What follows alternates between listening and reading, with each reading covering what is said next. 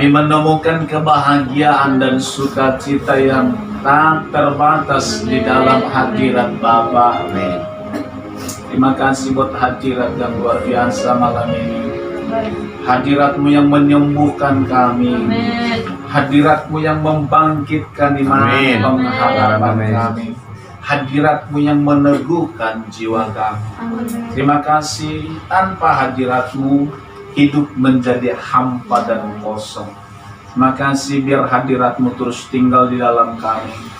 Jangan pernah tinggalkan kami Tuhan. Sekalipun kami jatuh dalam dosa, kiranya Tuhan mengampuni kami dan hadirat-Mu terus tinggal dalam hidup kami, keluarga kami dan gereja kami. Terima kasih Roh Kudus. Terima kasih Tuhan Yesus. Sore hari ini kami membuka hati kami untuk menyambut suara Tuhan, pesan Tuhan, firman yang hidup, firman yang mengubahkan, memberkati, menolong, menuntun kami kepada tujuan dan rencana Tuhan. Sebab tanpa firman kami menjadi buta, kami menjadi tersesat. Itu sebabnya Roh Kudus kami butuh firman, berfirman buat setiap kami. Amin. Tuhan. Sebab hati kami lapar dan haus. Roh Kudus kami berikan, Roh Kudus berikan kami pengertian, pemahaman yang lebih dalam untuk mengerti, memahami firman-Mu, supaya kami bisa melakukannya. Setiap kami menjadi pelaku-pelaku firman yang luar biasa. Oh, di dalam nama Yesus, hadirat-Mu, pengurapan-Mu yang heran dan kuat turun berkarya di tengah-tengah kami. Pekerjaan si jahat kami ikat, kami hancurkan di dalam nama Tuhan Yesus. Biarlah Roh Kudus berkarya di tengah-tengah kami. Urapi hamba-Mu, urapi setiap kami, penuhi tempat ini dengan hadirat Bapa.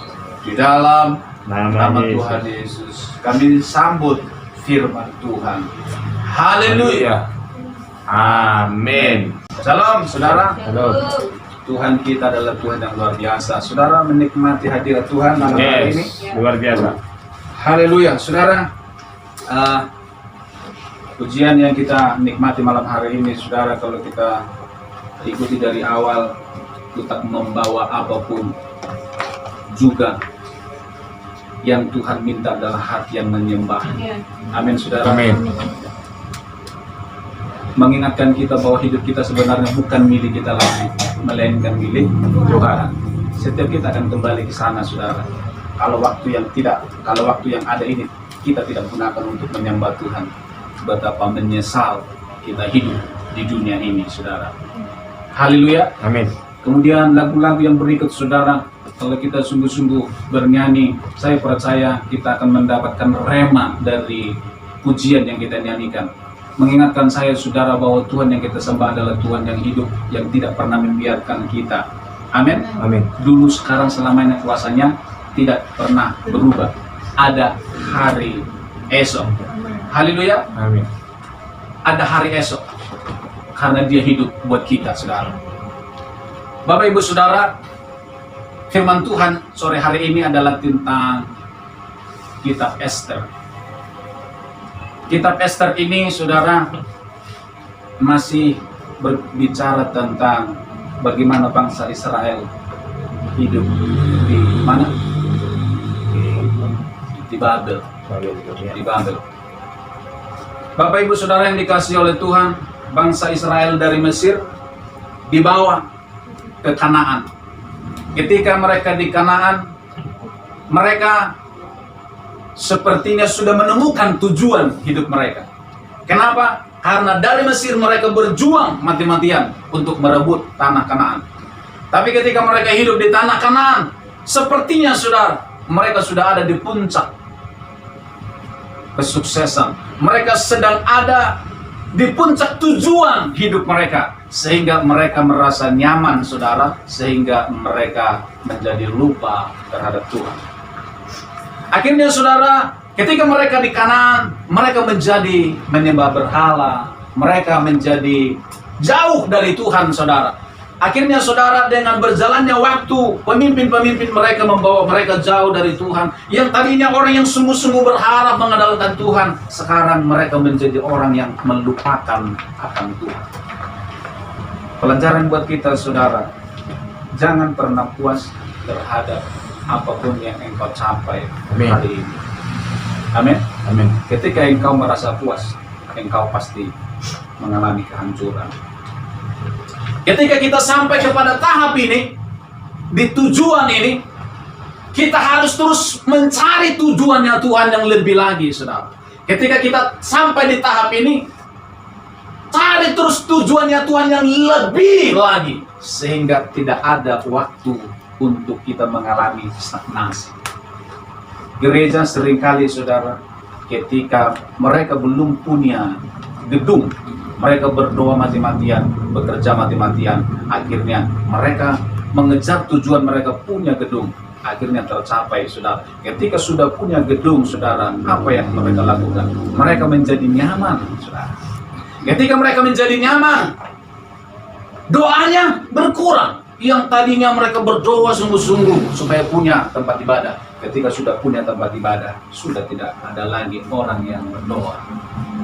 Kemudian saudara, ketika mereka belum punya tempat ibadah, mereka ingin tempat ibadah yang bagus. Ketika sudah punya tempat ibadah yang bagus, mereka tidak merawatnya, saudara. Tembok-temboknya hancur, warnanya sudah kusam, tidak dirawat, saudara. Itu artinya, saudara, mencapai tujuan dan berhenti di tujuan itu akan mengalami kehancuran. Bangsa Israel seperti itu, saudara. Yang Tuhan mau, saudara, jangan berhenti pada tahap di mana kita mencapai apa yang kita inginkan. Kejar terus Tuhan, cari terus hatinya Tuhan, sampai kita terus menemukan dan terus mengejar Tuhan.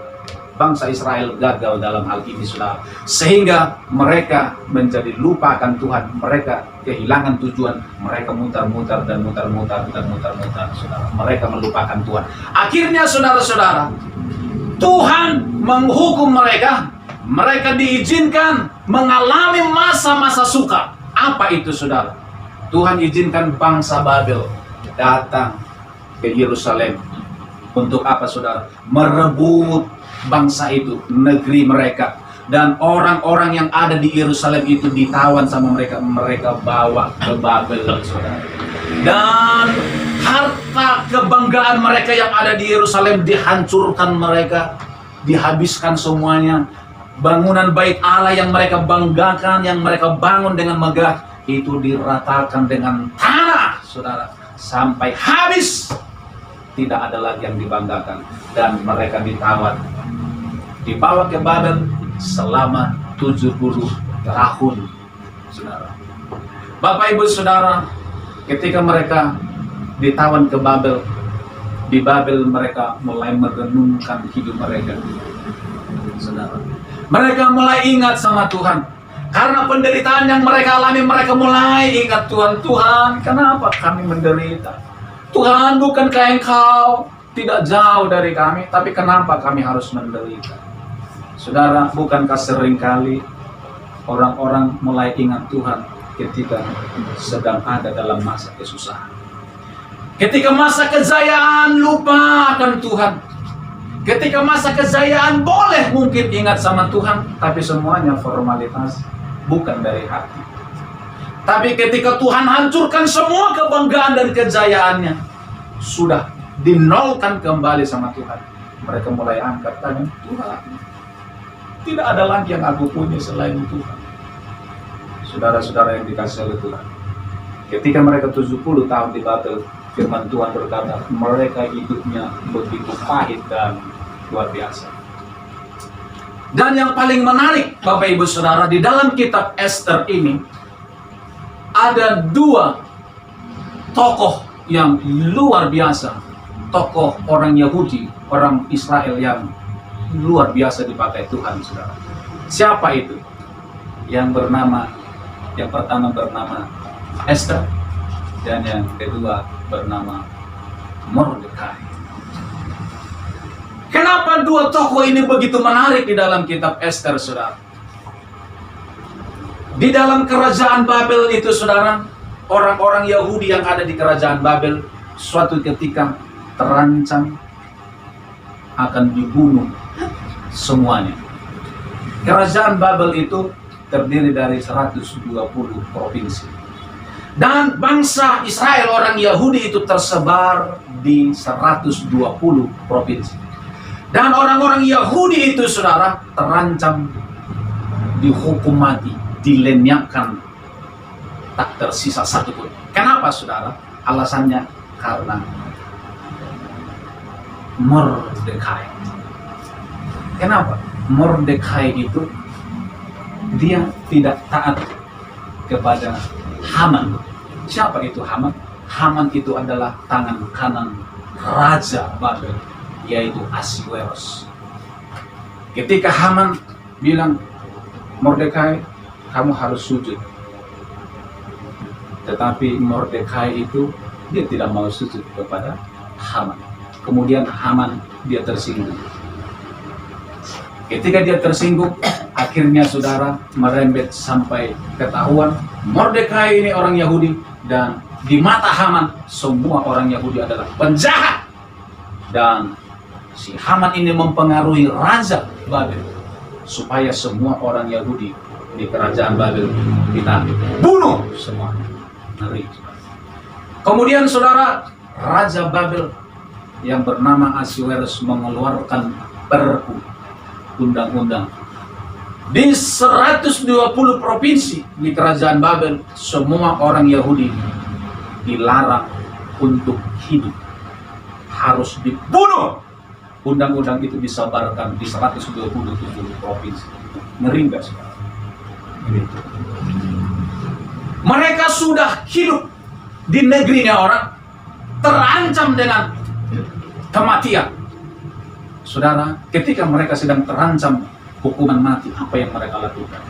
Yang menarik, Mordekai, dia bilang kepada Esther. Siapa itu Esther? Esther itu waktu itu sudah menjadi ratu dari raja, menggantikan Ratu Wasti. Ratu Wasti itu adalah ratu pertama, saudara.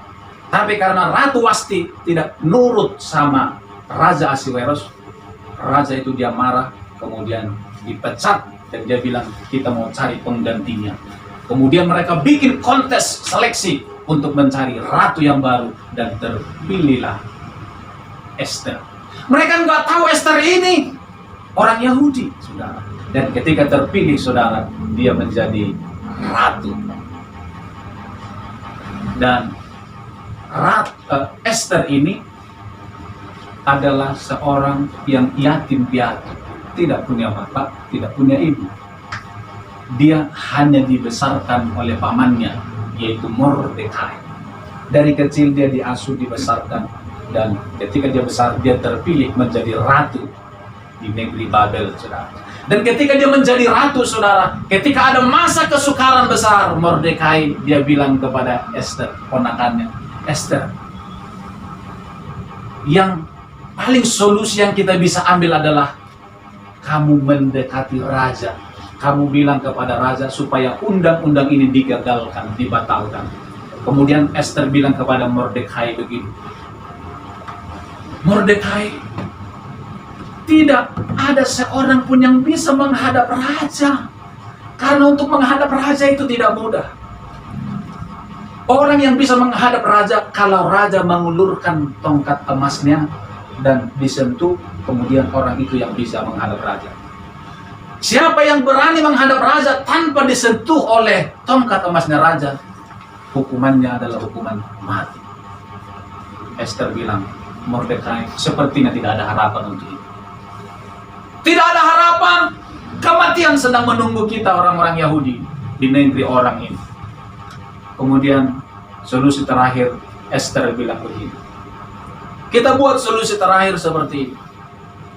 Seluruh orang Yahudi di negeri Babel 120 provinsi, kita kasih tahu semuanya, supaya semua kita ambil waktu 3 hari menangis di kaki Tuhan, berdoa dan berpuasa, minta supaya Tuhan tolong kita.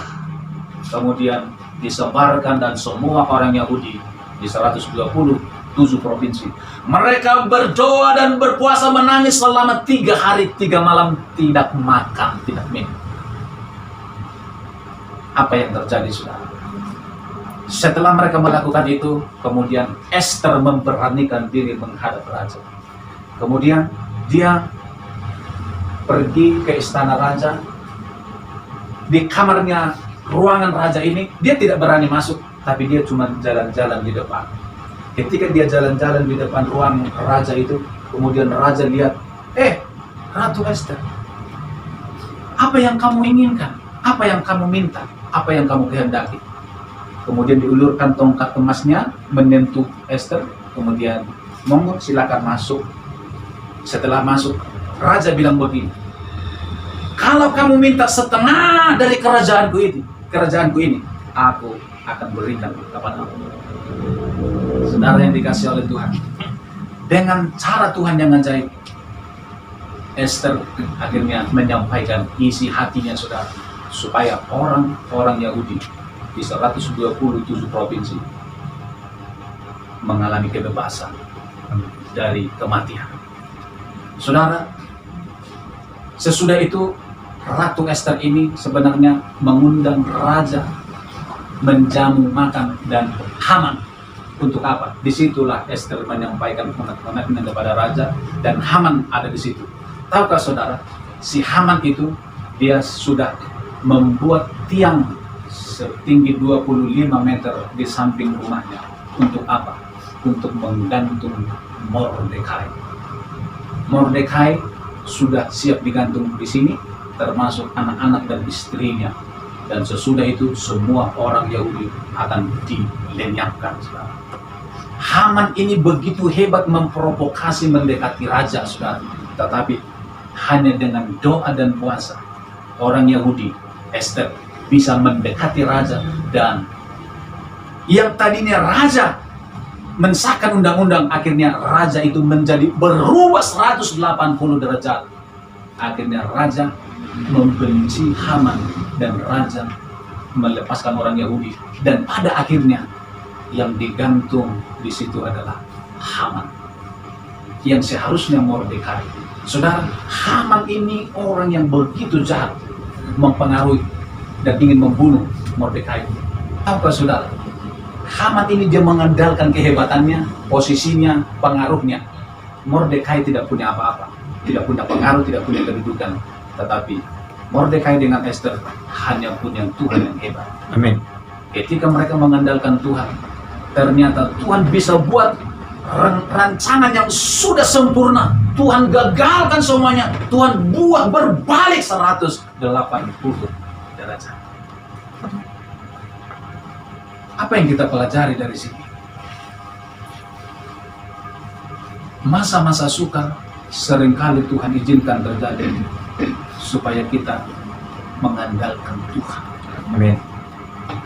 COVID-19 saya yakin Tuhan izinkan terjadi, saudara, supaya di mana-mana semua orang memandang kepada Tuhan. Hari-hari ini ketika di mana-mana banyak orang yang mati, saudara, orang yang kaya, orang yang punya jabatan, begitu dalam beberapa waktu dia mati, semua kebanggaan kejayaannya ternyata ditinggal. Hidup manusia ternyata tidak sehebat yang manusia pikirkan. Dan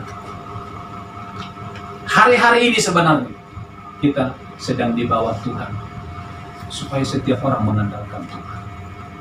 Amin. Amin. Amin. Supaya setiap orang mengandalkan Tuhan. Kalau semuanya baik, semuanya jaya, orang menjadi tertidur, menjadi lemah. Tetapi dengan masa-masa sukar, orang tidak ada waktu untuk tertidur. Amin. Amin. Tidak ada waktu untuk tertidur. Lebih baik aku berlutut menangis di kaki Tuhan daripada aku tertidur. Waktu-waktu yang ada ini gunakanlah untuk mencari Tuhan. Amin. Amin. Gunakan untuk mencari Tuhan. Jangan gunakan untuk menyakiti hati Tuhan. Jangan gunakan untuk berbuat dosa. Siapa tahu besok kita dipanggil Tuhan. Amin. Amin. Kita tidak tahu kapan kita dipanggil Tuhan. Tetapi selama kita hidup kita berkenan di hadapan Tuhan, kapanpun dipanggil Tuhan, kita tetap sukacita. Kita tidak bisa menolak kapan kita dipanggil. Walaupun kita berdoa, kita ingin hidup 1000 tahun lagi. Tapi kalau Tuhan sudah menjemput, istri tidak boleh bilang sama suaminya, jangan dulu ya. Suami tidak boleh bilang sama istrinya, jangan dulu ya. Sama anaknya, jangan dulu ya. Semua harus merelakan apa yang Tuhan kerjakan. Yang penting selama engkau masih ada waktu, carilah Tuhan. Selama engkau masih hidup, engkau ada kesempatan cari Tuhan dengan sungguh-sungguh. Siapa tahu besok engkau tidak ada lagi waktu mencari Tuhan. Jangan sia-siakan hidupmu, jangan buang-buang waktu. Cari Tuhan, cari Tuhan, cari Tuhan. Hiduplah di dalam pertobatanmu, sebab waktunya sudah singkat. Caramu telah layakan kehidupanku. Tiada kata yang bisa. Tuhan yang besar yang tidak pernah berubah dulu, sekarang selamanya. Tuhan yang sama ada di tengah kami, ada bagi kami. Setiap hari selalu siap buat kami. Kami tidak perlu takut, cemas, dan gentar. Sebab pembela kami lebih besar. Amin. Dari semua masalah, persoalan, kesulitan yang ada di dunia ini. Kesukaran tidak bisa memisahkan kami dari Tuhan. Kesulitan apapun yang ada di dunia ini tidak bisa memisahkan Tuhan dari kami. Amin. Kasih setia Tuhan tetap selama-lamanya. Turunlah pengurapan Tuhan, kekuatan yang baru, berkat Tuhan atas setiap kami yang hadir.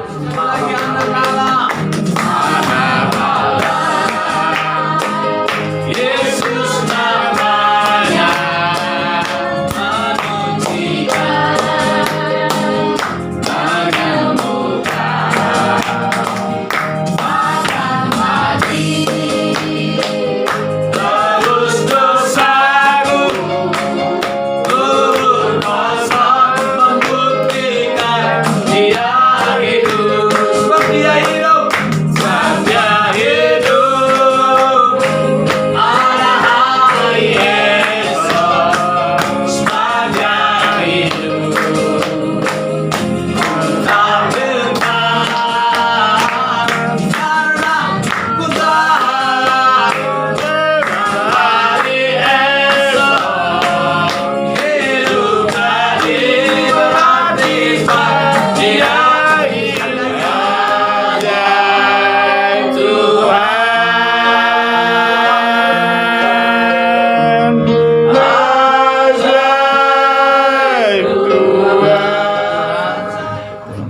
Sekarang pulanglah dengan membawa anugerah dari Allah Bapa, kasih dari Yesus Kristus, dan persekutuan yang manis dan indah oleh Roh Kudus menyertai saudara dan saya mulai malam ini sampai Maranatha. Amin. Yesus datang kembali. Kita yang percaya sama-sama berkata,